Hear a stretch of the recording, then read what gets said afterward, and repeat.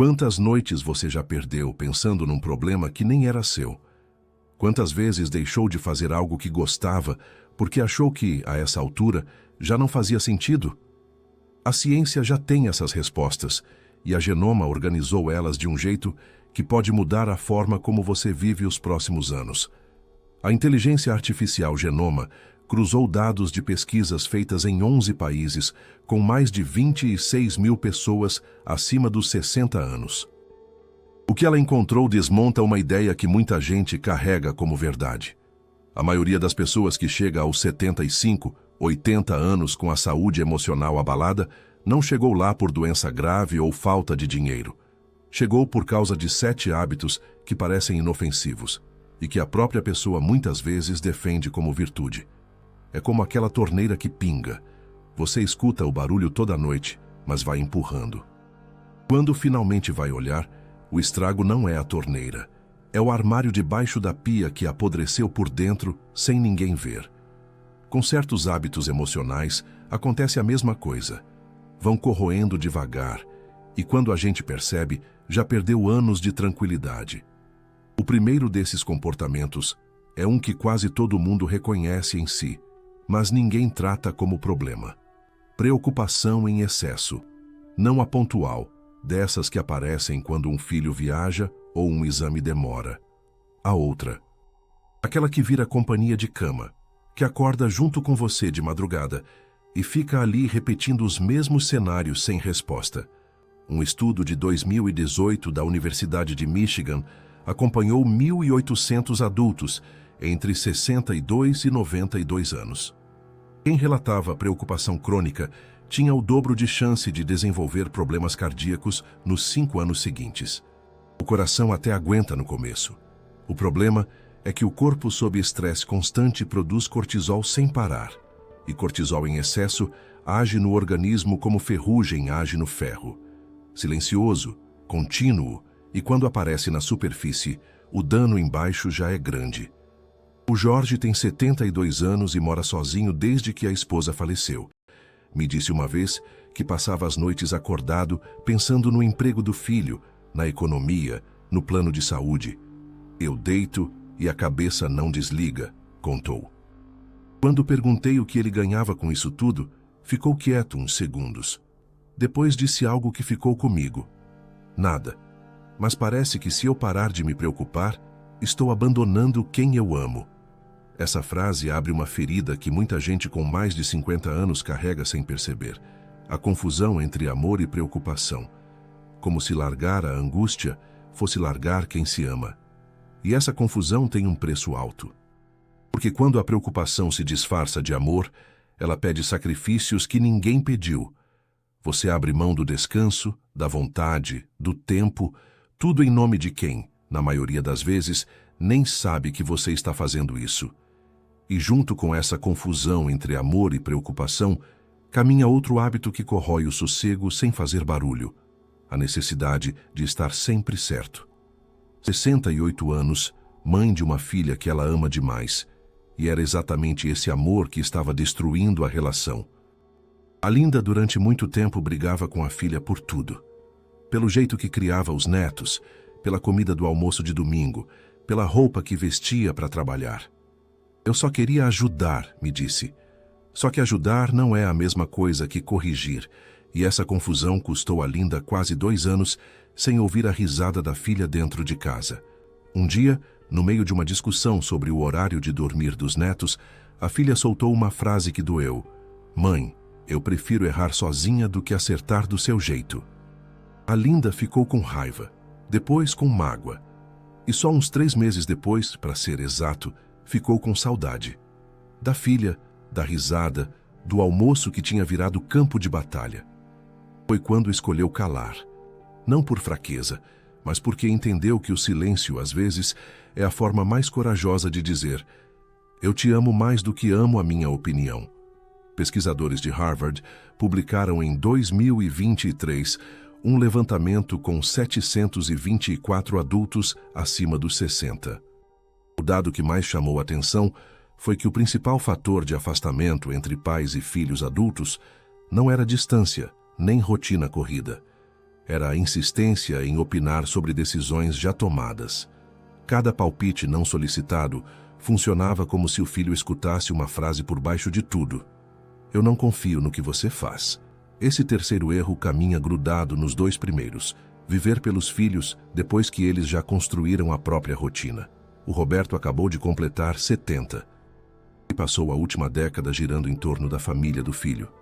Ajudou a comprar casa, buscava os netos na escola, resolvia encanamento, conta atrasada, briga conjugal. Quando o filho mudou de cidade por causa do trabalho, o Roberto me disse uma frase que parecia de alguém que acordou num quarto vazio. Meu mundo ficou do tamanho dessa sala. Ele não percebeu, mas tinha trocado o próprio dia a dia por uma função.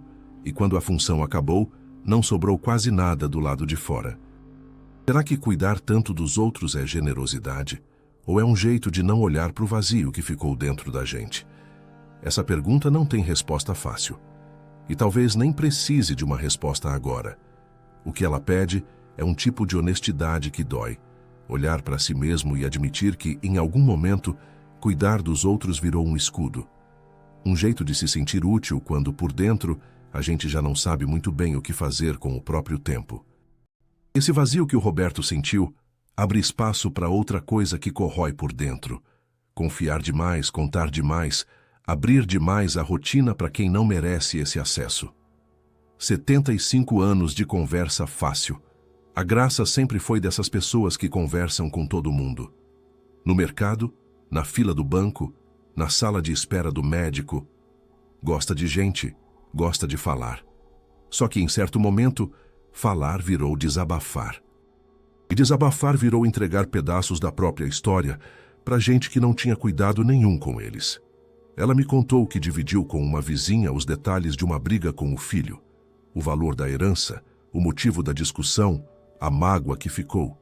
Em 2 semanas, o prédio inteiro sabia. Eu achei que estava desabafando, disse a Graça, com um sorriso triste que parecia ensaiado de tanto que ela repetia essa história para si mesma. Mas era dando munição.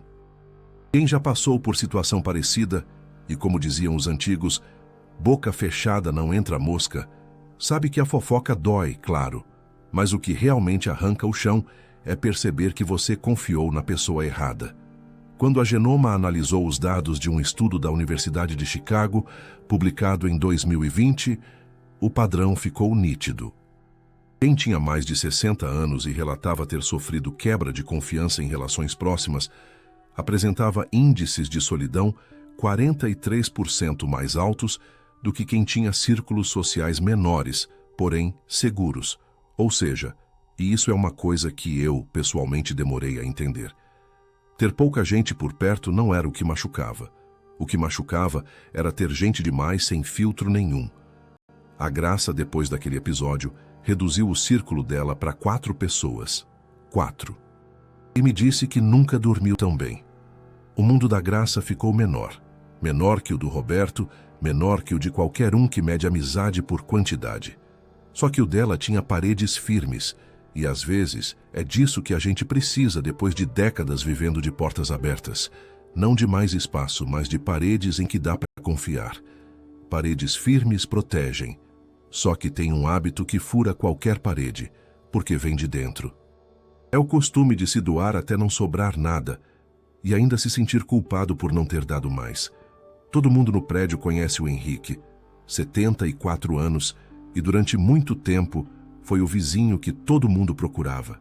Pia entupida, chuveiro com defeito, portão emperrado. Ele ia, consertava, tomava um café por educação e voltava para casa. Eles me ligam para tudo, disse, mas quando fiquei de cama com uma gripe que durou 9 dias, ninguém apareceu. Ele não estava com raiva quando me contou isso. Estava cansado. Cansado de um jeito que não se resolve com sono. O que o Henrique demorou para entender é que existia uma diferença enorme entre ser prestativo e ser consumido. Ele ajudava porque sentia que, se parasse, ia perder o único papel que ainda fazia sentido na rotina dele. E isso não é bondade. Ou melhor, até começa como bondade, mas vai virando outra coisa. Vira uma troca silenciosa, onde você dá o seu tempo esperando receber importância de volta. Só que ninguém assinou esse contrato. E quando a cobrança não vem, o que fica é a amargura. Quando o Henrique finalmente disse não, não posso ir hoje, não estou bem, ele esperava que o mundo desabasse. Sabe o que aconteceu? Nada. A pia de alguém ficou entupida por mais um dia e a vida seguiu. Esse nada foi a permissão que ele precisava. Ninguém deu para ele. Ele tomou sozinho. E junto com esse erro de se gastar pelos outros, caminha outro lado a lado, ficar se comparando. A Helena carregou uma inveja quieta da irmã durante boa parte dos seus 78 anos. A irmã tinha a casa maior, os filhos mais presentes, as viagens no fim do ano. Até que um dia, numa conversa de Natal dessas que só acontecem quando a família já está cansada demais para fingir, a irmã olhou para ela e disse: "Eu tenho inveja da sua paz." A Helena riu, achando que era piada. Não era. A irmã estava séria, com os olhos cheios d'água, segurando a taça como quem segura um pedido de desculpa. Naquela noite, a Helena entendeu uma coisa que mudou o jeito dela se olhar no espelho. A gente sempre inveja no outro exatamente aquilo que o outro inveja na gente. E se isso é verdade, e eu acredito que é, então a comparação não mostra quem está melhor ou pior. Ela só mostra que ninguém enxerga direito o que tem. E é justamente quando a gente para de comparar que sobra espaço para o erro mais quieto de todos aparecer. Ignorar a própria felicidade. Tratar a alegria como coisa de jovem, como se depois de certa idade o máximo que se pode esperar é não sentir dor. Desde os 40, o Francisco pintava. Quadros pequenos, paisagens meio tortas, coisas que ele mesmo dizia que não prestavam, mas que fazia com gosto. Quando as mãos começaram a tremer, largou os pincéis. Ficou 3 anos sem pintar. Quando perguntei por quê, ele disse: "Pra quê se não vai sair direito?" Eu perguntei de volta: "E desde quando pintar era sobre sair direito?" Ele ficou me olhando com uma cara de quem acabou de achar a chave do carro dentro do próprio bolso. Um mês depois, o Francisco me mandou uma foto. Um quadro com cores borradas, linhas trêmulas, meio fora de foco, e embaixo escreveu: "Meu novo estilo." Eu ri sozinho. Porque ali, naquela pintura que nenhum crítico levaria a sério, tinha mais vida do que em muita coisa que a gente faz por obrigação. As mãos do Francisco tremiam e as cores se misturavam de um jeito que ele nunca teria conseguido antes. A limitação virou linguagem, e ele nem precisou pedir permissão para ninguém. Dessa vez, tomou para si. Quando a Genoma compilou o perfil de quem chegou aos 80, com saúde emocional preservada, o que mais aparecia nos dados não tinha a ver com genética, nem com dinheiro, nem com acesso a bons médicos. Embora tudo isso ajude, e cada corpo é diferente, e o seu médico conhece o seu caso melhor do que qualquer estudo. O que apareceu nos dados foi um conjunto de escolhas pequenas e repetidas. Manter pelo menos uma atividade que dá prazer, sem precisar dar resultado para ninguém. Cultivar poucas relações, mas de confiança, em vez de colecionar gente por aparência. Aprender a dizer não sem que a culpa venha cobrar depois, e soltar de verdade as preocupações que já não cabem mais na mão.